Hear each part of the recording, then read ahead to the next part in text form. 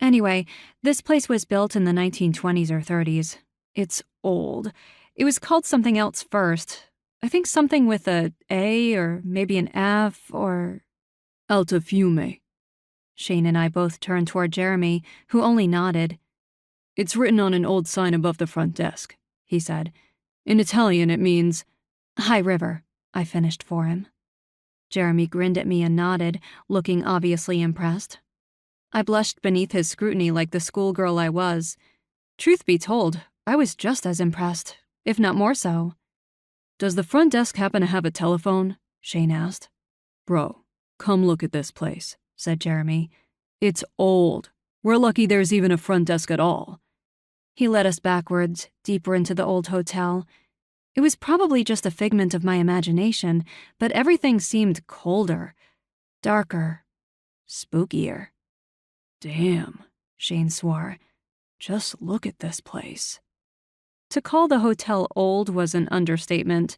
Everything about it was ancient, from the peeling turn-of-last-century wallpaper to the smooth-worn finishes that were cracked with age. 3-story columns rocketed skyward, looking bowed and strained under the weight of the roof. The front desk was likewise spiderwebbed with deep fissures and crevices. Look, I said, pointing. A huge sweeping fireplace dominated the back end of the lobby. At one time, it was probably magnificent. Now it was a frost-covered hunk of petrified wood and marble. Maybe we could... Did you lead us down one of the trails on your old trail map? Asked Shane suddenly. I nodded without thinking much of it. A half-second later, my eyes went wide. Yup, that's why we're here, he confirmed. That wasn't even a trail. Not anymore, anyway, Jeremy added. We were all hurtling down some unmaintained, long-abandoned trail. No wonder the powder was so deep. Nothing at the bottom either, said Shane. No gondola, no lift. A queasy thought twisted in the pit of my stomach. Think we caused the avalanche? I asked. Going down the old trail, the snow all deep and... No, said Shane. Whatever triggered it happened much higher, way above where we were skiing. Or snowboarding, said Jeremy. More like trying to snowboard, Shane jabbed. Jeremy chuckled and nodded. Ouch, man. Hey, if the shoe fits.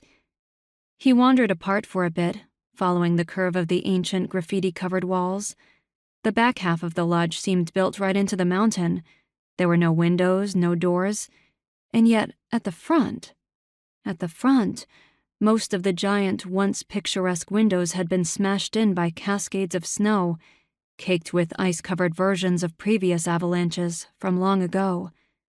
The whole place was absolutely freezing, like some big dark refrigerator with the door closed and the light turned off. And us trapped inside.